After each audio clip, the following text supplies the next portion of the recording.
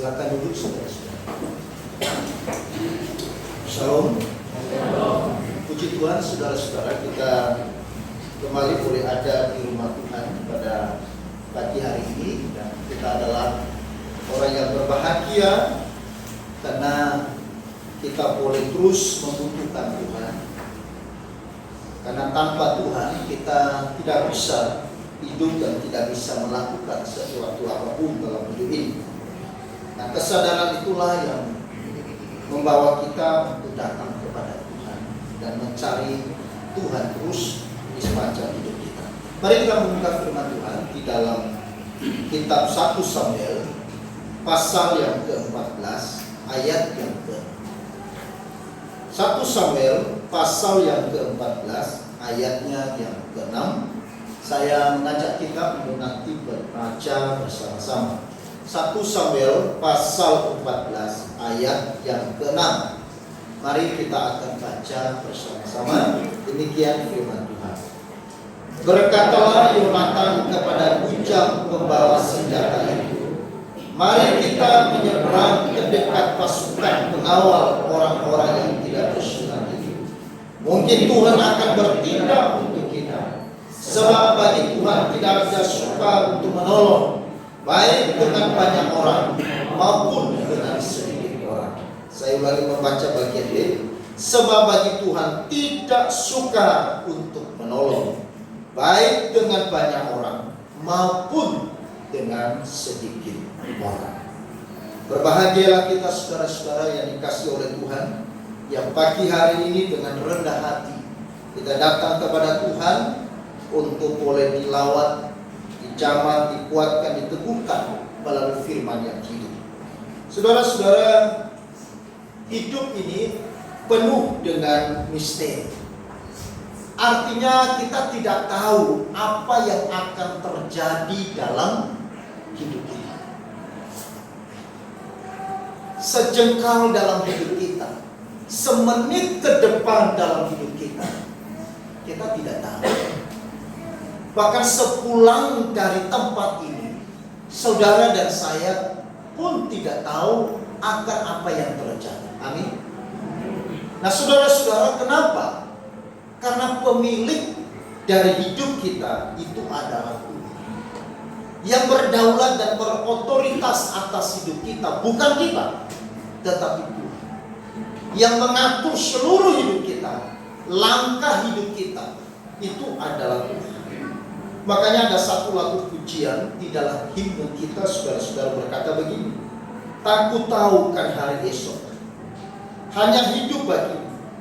Ku tak tahu esok terangkah ataukah hari ini. Saudara-saudara, minggu yang lalu kita belajar tema jangan menoleh ke belakang. Dan hari ini, di minggu yang terakhir bulan Januari, tema kita melangkah ke depan dengan ini. Tidak mungkin orang bisa melangkah ke depan dengan tegak, dengan pasti, kalau ia masih menoleh ke belakang. Itulah sebabnya Kristus terus berbicara kepada orang Kristen untuk mereka tidak menoleh ke belakang. Pengikut Yesus tidak boleh menoleh ke belakang, karena arah dan pandangan kita harus ke depan, bukan kepada masa lalu, tetapi kepada Tuhan yang ada di depan kita. Orang yang hanya melihat kegagalan dan kehancuran, kepahitan, kekecewaan masa lalu, itu seperti orang yang minum racun sedikit demi sedikit. Kemarin saya katakan, tidak mungkin orang bisa melangkah ke depan dengan tegak, melangkah ke depan dengan hati yang bertumbuh dan berbuah, kalau ia masih hidup di bayang-bayang masa lalu. Tadi lagu introitus yang bagian yang ketiga itu luar biasa. Itu adalah ayat firman Tuhan yang disampaikan oleh seorang Paulus dalam Filipi pasal 3. Aku tidak menoleh ke belakang, tapi aku berlari-lari ke depan pada tujuan yang Tuhan pertetapkan kepada saya. Kehidupan iman seseorang sulit bertumbuh karena apa? Karena masalah, karena kekecewaan, karena kepahitan, sehingga terbawa dari hari ke hari.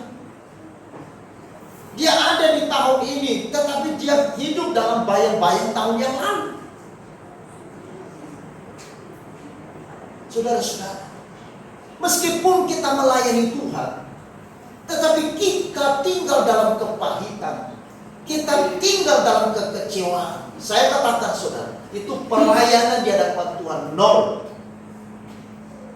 Meskipun engkau melakukan segala sesuatu dengan luar biasa, seperti Paulus katakan, sekalipun engkau membakar dirimu, tetapi jikalau engkau tidak memiliki kasih, semuanya ini. Amin. Saudara-saudara, ukuran kemajuan dan pertumbuhan iman kita bukan ukuran banyaknya aktivitas kegiatan yang kita lakukan untuk Tuhan. Bukan. Ukuran iman seseorang bukan karena setiap hari 24 jam ada di dalam gereja. Bukan. Ukuran iman seseorang bukan karena dia bisa hafal Alkitab dari Kejadian sampai Wahyu. Bukan itu ukuran utama. Meskipun itu penting. Saudara, tadi malam saya katakan sesuatu yang sangat ironis kepada Komisi Pemuda. Di Amerika seorang profesor doktor mengajar di sekolah teologi, mengajar Alkitab kepada mahasiswa teologi, tetapi dia tidak percaya Yesus. Dia memberitakan Yesus sebagai Tuhan dan Juru Selamatnya, tapi dirinya sendiri dia tidak percaya. Kenapa saudara? Ini adalah anugerah. Maka kalau saudara dan saya percaya, itu adalah anugerah. Ukuran orang sungguh-sungguh menjadi pengikut Yesus bukan ukuran dari aktivitasnya. Bukan. Makanya Paulus mengatakan, jangan engkau bermegah dengan apa yang kau lakukan. Jangan bermegah dengan sesuatu yang bersifat lahiriah. Jangan bermegah karena ini dan itu. Kalau engkau mau bermegah, bermegahlah di dalam kasih karunia Tuhan. Amin. Saudara-saudara, kemegahan apa yang kita boleh nyatakan di hadapan Tuhan? Siapa kita? Semua kita punya masa lalu. Semua kita punya kebobrokan. Semua kita punya kesalahan. Semua kita punya kelemahan dan kekurangan, keterbatasan. Bukan berarti kita berdalih dalam kelemahan dan kekurangan kita. Bukan berarti kita mau hidup di dalam kelemahan dan kekurangan kita. Tetapi semuanya kita adalah sebuah berjuang dalam proses bertumbuh dari hari ke hari. Makanya firman Tuhan berkata, engkau tidak boleh menghakimi satu dengan yang lain. Hari ini yang dia boleh jatuh, tetapi belum tentu besok. Ketika orang-orang Farisi datang kepada Yesus menangkap perempuan yang sedang berzina dan mengatakan dia harus dilemparkan dengan batu, tetapi Yesus datang dan berkata kepada mereka, siapa yang tidak berdosa, baiklah dia melemparkan terlebih dahulu. Bukan berarti Yesus kompromi dengan dosa, saudara-saudara. Bukan. Bukan berarti Yesus senang dengan dosa. Bukan. Dia anti dengan dosa. Dia menghukum dosa karena dia adalah Allah yang adil. Tetapi Yesus mau mengatakan, engkau tidak punya kuasa menghakimi satu dengan yang lain. Dan apa yang kita lihat saudara-saudara? Perempuan yang jatuh dalam perzinahan, yang hendak mau dilempari lagi. Tetapi perempuan itu justru yang melayani Tuhan dengan setia. Amin. Perempuan itu yang mengikut Yesus sampai pada garis yang terakhir. Ketika para murid-muridnya selama ini bersama-sama diajar oleh Yesus secara khusus, secara personal, justru waktu mereka Yesus ditangkap di Taman Getsemani, semua para murid meninggalkan dia, bahkan menyangkali dan mengkhianati dia. Tapi perempuan yang berzina yang ditangkap dan menghendak mau dilempar adalah perempuan yang terus mengiring Yesus sepanjang malam itu. Bahkan sampai Yesus pun tersalib di atas Golgota. Dan pada pagi minggu mereka pun datang menjemput. Saudara-saudara, itulah sebabnya hari ini Tuhan berkata kepada kita, melangkahlah ke depan. Jangan tinggal di dalam kekecewaan. Kita harus melangkah ke depan. Karena Tuhan menghendaki kita melangkah ke depan. Melangkah ke depan seperti apa? Melangkah ke depan itu artinya apa? Menuju ke depan, maju ke depan, berjalan ke depan. Itu namanya melangkah ke depan. Bukan mundur ke belakang atau kembali ke belakang. Lalu bagaimana kita melangkah ke depan? Supaya langkah kita maju, supaya langkah kita menuju berjalan ke depan, kita harus melangkah dengan iman. Melangkah dengan. Makanya Ibrani pasal 10 ayat 38. Mari kita baca bersama-sama. 1, 2, 3. Tetapi orangku yang benar akan hidup oleh iman, dan apabila ia mengundurkan diri, maka aku tidak berkenan kepada.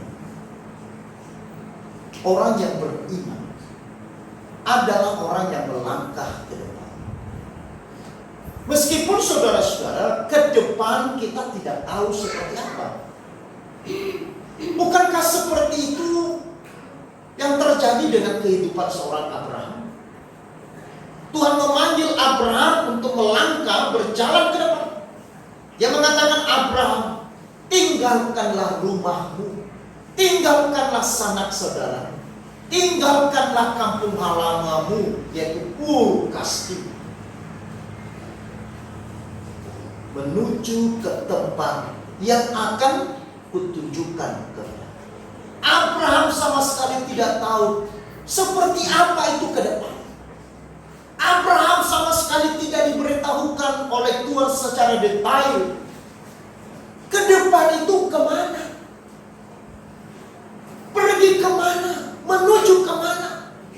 Tuhan hanya memberitahu Abraham, kamu menuju ke depan, melangkah ke depan. Ke depan seperti apa Tuhan tidak jelas. Kenapa saudara? Kenapa Tuhan tidak beritahu Abraham? Dia harus tinggalkan Ur Kasdim, menuju ke tanah Kanaan. Kenapa ini menjadi misteri? Kenapa Kanaan ini tidak disebutkan di awal oleh Tuhan kepada Abraham? Karena Tuhan mengajar Abraham bukan melangkah di dalam rasional, bukan melangkah dengan akal manusia, dengan hikmat manusia, tapi dia harus melangkah dengan iman. Amin. Kalau diberitahukan kepada Abraham, kamu pergi ke tanah Kanaan, maka dia melangkah berdasarkan realita, apa yang dilihat. Iman, saudara-saudara, berbicara sesuatu yang tidak kita lihat. Melangkah kepada sesuatu yang sama sekali kita tidak tahu, yang kita tidak lihat. Makanya tadi di pujian yang sampaikan di awal, dan hari esok, apakah terang atau gelap? Ku hanya tahu Tuhan memimpin. Tidak perlu engkau tahu seperti apa di depan. Yang harus saudara tahu dan saya tahu, Tuhan memimpin. Amin. Tuhan menyertai, Tuhan berfirman. Itulah sebabnya Abraham kemudian dia berani melangkah ke depan. Dia berani menuju ke depan karena dia tahu yang pasti Tuhan yang berfirman, Tuhan yang melangkah. Saudara-saudara yang dikasihi oleh Tuhan, tanggal 24 kemarin, seorang ibu datang kira-kira jam 10 di tempat saya. Sebelumnya dia telepon, Pak, apakah Bapak keluar? Saya menuju ke tempat Bapak. Bos baik, saya akan turun. Kemudian dia sampai di rumah. Dia katakan begini, Sabtu minggu ini saya diberitahu di dalam Tuhan, dalam hati saya. Kamu harus bawa persembahan yang ada di tabungan ini, yang sudah bertahun-tahun lamanya tidak engkau ambil. Keluarkan uang itu. Sekarang bawa. Lalu kebawa kemana? Lalu kemudian diingatkan Tuhan kepada dia. Sebelum itu dia pernah datang ke sini. Dia pernah melihat kota kita. Di kota itu dia lihat ada persembahan pembelian tanah, tapi tidak jelas. Apakah di situ? Ya, kamu bawa ke sedang kamu. Tapi dia tidak tahu apakah gereja kita memang ingin membeli tanah. Tapi hanya terlintas waktu itu di mata dia. Sehingga dia mau memastikan saudara. Dia dalam hati loh, masa mau membeli tanah? Dia tidak tahu sama sekali. Nah akhirnya saudara-saudara, dia datang, saya bertanya, apakah betul ada kotak di dalam gereja yang ada tulisannya persembahan pembelian tanah? Saya bilang betul. Makanya saya cerita. Kenapa? Berarti saya tidak salah. Saya bawa uang ini.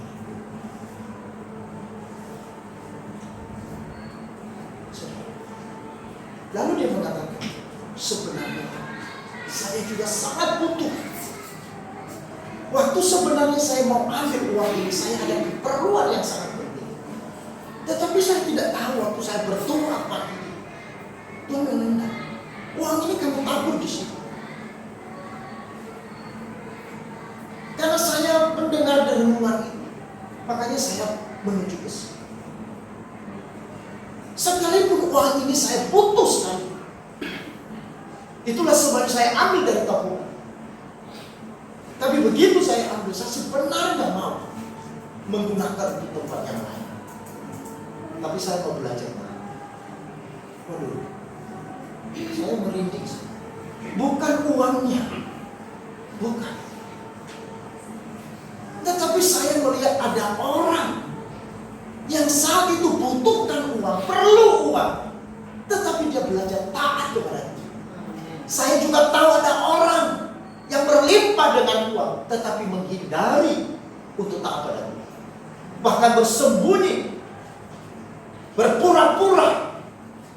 Karena takut nanti saudara-saudara memberikan sesuatu.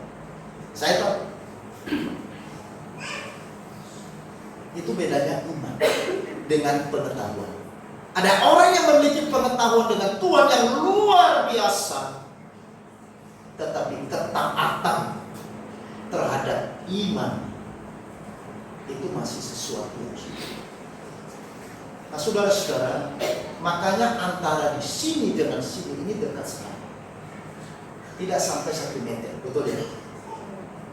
Tapi antara di sini dengan di hati, ini adalah satu pergumulan yang besar. Betul. Ini yang sebenarnya kita sedang diproses. Apa yang ada di sini atau apa yang ada di sini itu harus, itu namanya Abraham disebut orang yang beriman karena apa yang ada di pikirannya dengan apa yang muncul dalam hatinya sama. Karena dia tahu Tuhan, dia mengenal Tuhan, maka hatinya mulai tenang. Dia tahu. Apa artinya saya tahu Tuhan? Saya mengerti tentang Tuhan, saya mengerti kebenaran, tetapi saya menjadi orang yang tidak taat. Apa artinya? Saudara-saudara yang dikasihi oleh Tuhan, maka hari ini kita belajar sesuatu sebenarnya yang luar biasa. Karena inilah pergumulan saudara dan saya. Pergumulan yang tidak pernah berakhir sampai kita berjumpa dengan Tuhan. Amin. Pergumulan ini pergumulan yang tiada henti. Karena setiap hari, setiap saat, baik dalam pelayanan gereja maupun dalam pekerjaan, dalam keluarga, dalam studi dan apapun, kita sedang bergumul dan diproses dalam semuanya. Itulah sebabnya saudara-saudara, dalam perikop ini menceritakan kepada kita mengenai Yonatan bin Saul. Yonatan yang adalah anak Raja Saul. Ketika bangsa Israel dikepung oleh pasukan Filistin, maka bapaknya yang adalah Raja Saul menjadi takut. Mereka menjadi paranoid. Mereka tidak mau keluar.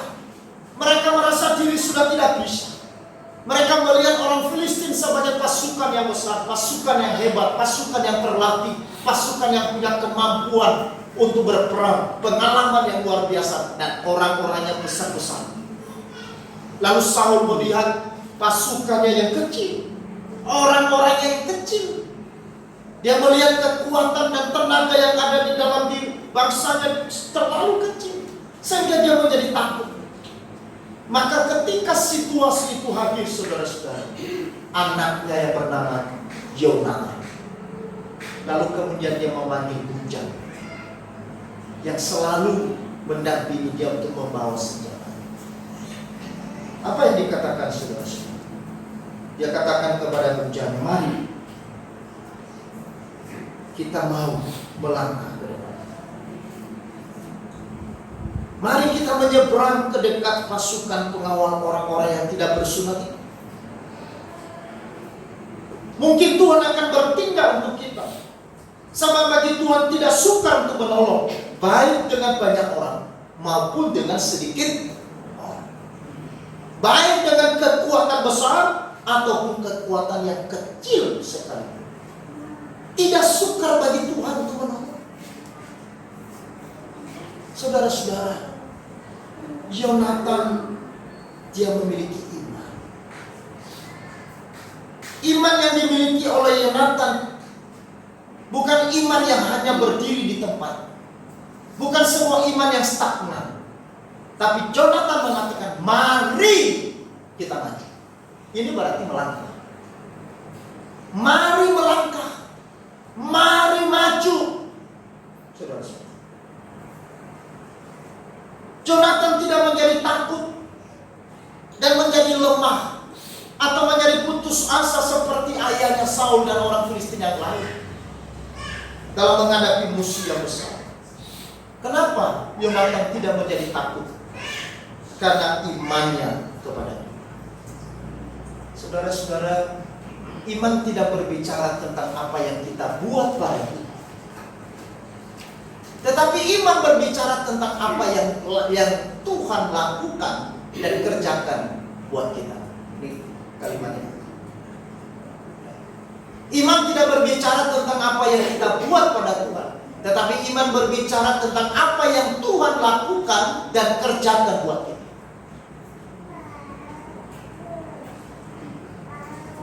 Iman itu bukan sedang kita berbicara tentang apa yang kita lakukan untuk Tuhan.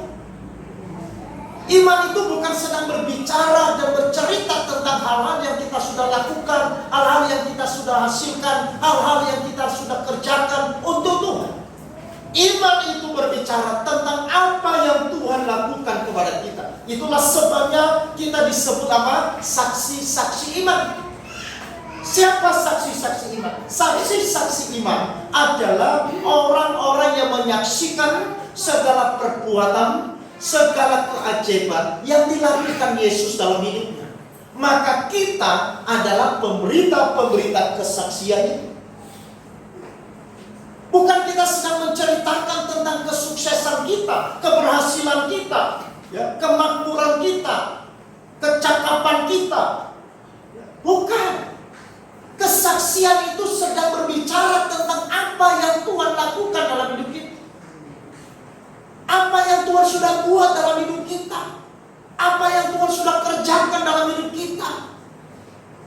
Maka itu semuanya peristiwa yang ajaib yang Tuhan kerjakan dalam hidup kita. Dia mati di atas kayu salib. Maka itu semuanya ketika Petrus berhadapan dengan orang yang lumpuh dan orang yang susah, dia berkata, aku tidak punya emas dan perak, tetapi apa yang ada padaku kuberikan kepadamu. Bahwa Yesus adalah keselamatan yang menyelamatkan. Dia telah mati dan bangkit bagi kita.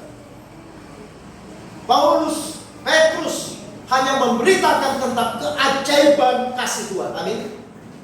Paulus menceritakan tentang kisahnya dia. Makanya history.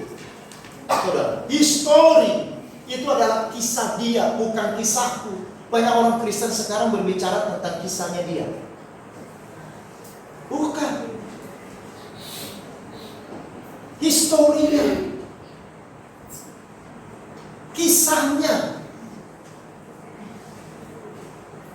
Kisahnya Tuhan. Pekerjaan Tuhan yang dilakukan untuk saya. Ini yang saya saksikan. Saudara-saudara, iman seperti apa yang kita? Yonatan berkata di dalam 1 Samuel pasal 14 ayat 6 tadi, sebab bagi Tuhan tidak ada yang sukar untuk menolong, baik dengan banyak orang maupun dengan sedikit orang. Yonatan melangkah atau berjalan ke depan meskipun ada musuh, masalah, tantangan, kesulitan, dan pergumulan. Karena ia percaya bahwa Tuhan yang akan bekerja dan memberikan pertolongan. Yonatan melangkah ke depan karena imannya kepada Tuhan. Ia berjalan, ia maju meskipun di depan ada musuh yang lebih dari apa yang mereka. Saudara, waktu dia berdua dengan bujangnya, mereka ingin menyerbu pasukan yang banyak, pengawal daripada orang Filistin. Padahal mereka hanya berdua. Tetapi luar biasa, bujangnya juga menjadi taat. Ketika Yonatan berkata, ayo kita maju, bujangnya tidak berkata apa-apa. Bos, kita harus hitung-hitungan dulu, bos. Mereka kan banyak, bos. Masa kita berdua, bos? Mati kita, bos. Ya kan? Ayo kita melayani. Loh, masa, bos? Kita sedikit kok. Yang lain tidak ada. Masa kita hanya sendiri? Seringkali kita menjadi lemah karena kita melihat diri kita sendiri, bukan melihat siapa yang bersama dengan kita. Makanya Daud juga menyatakan iman yang hebat waktu dia berhadapan dengan raksasa yang bernama siapa? Goliat. Apa yang dikatakan oleh Daud? Ketika Filistin Goliat mengolok-olok Daud, dia mengatakan, belalang, minggir. Saya jadikan kamu cincang. Kayak bahasa saya, cincang. Belalang, minggir. Ini anak kecil. Nah, memang betul. Daud itu masih muda sekali, anak kecil. Makanya tidak diizinkan dia ikut di dalam barisan perang itu. Tetapi ini Daud ini nekat. Tidak diminta, bukan juga pasukan, bukan tentara. Tiba-tiba nongol, saudara-saudaranya pasukan Israel mereka sudah mundur. Tiba-tiba Daud datang, nyelonong dan maju ke depan. Goliat. Sampai dikatakan, ini anjing apa ya? Anjing hutan dari mana ini? Kok bisa tiba-tiba nongol? Tetapi Daud berkata, Goliat, ingat, engkau menghadapi aku dengan pedang di lembing, tetapi aku menghadapi engkau dengan nama Tuhan. Lalu kemudian diambillah batu yang biasanya dipakai untuk main ketepel di tempat dia menjaga kambing domba. Ternyata saudara-saudara, Daud ini pintar main ketepel. Ya, saudara-saudara yang dulu dari kampung seperti saya, ya tahu lah main ketepel. Ya, saya suka main ketepel dulu waktu di kampung karena jaga burung waktu panen, ya sebelum panen, tahu ya? Yang tidak tahu nanti cari di Google. Kenapa saudara? Karena ini mau tembak itu burung kita. Di sawah banyak burung, makanya selalu ada ketepel di sini dan ada batu di sini. Demikian juga di daun. Waktu itu dia ambil, gue lihat ketawa, anak kecil main ketepel, ya kan yang kecil raksasa ini kau lihat, dan semua badannya ditutup dengan baju besi. Tapi luar biasa, hanya yang terbuka sedikit sekali terbuka. Makanya daun ini adalah sniper ya. Tapi bukan senjata, ketepel. Apalagi kalau tembak. Tidak pakai 2 batu, 1 batu doang. Langsung mulia. Bukan hebatnya Goliat dan ketepel, tapi karena Goliat bersama dengan Daud. Si saudara tidak tidur. Daud bersama dengan Tuhan menghadapi Goliat. Amin. Ini penting. Ada musuh yang besar, betul besar. Ada tantangan yang besar, betul. Ada kebuntuan yang kita tidak tahu seperti apa menyelesaikan, betul. Tetapi bagaimana kita menghadapi? Apakah kita menghadapi dengan kekuatan kita? Atau kita justru berlutut dan berkata, aku menghadapi dengan nama-Mu. Aku tahu di depanku ada musuh, ada masalah, ada tantangan, ada kesulitan, ada pergumulan yang saya tidak tahu harus bagaimana. Tapi aku percaya bahwa Tuhan Yesus yang akan bekerja dan memberikan pertolongan. Ini iman yang dimiliki oleh siapa? Sehingga keyakinan iman yang dimiliki oleh Jonathan ya, ditransfer kepada Bujang. Kalau misalkan Jonathan dia ragu-ragu dan takut-takut, kira-kira bujangnya mau ikut. Waktu dia ngomong, bujangku, mari kita maju, sebab Tuhan akan menolong. Tidak ada yang sukar untuk menolong, baik dengan banyak orang maupun dengan sedikit orang. Artinya bujangnya melihat sebuah pernyataan Yonatan yang begitu kuat, sehingga kalimat iman yang disampaikan Jonathan membuat bujangnya yang mungkin tadinya ada takut-takut sedikit, tapi karena tidak enak sama bos, menjadi berani. Ayo bos, maju ada. Dan apa yang terjadi saudara-saudara? 2 orang ini mengalahkan musuh. Tuhan memberikan kemenangan yang besar kepada mereka.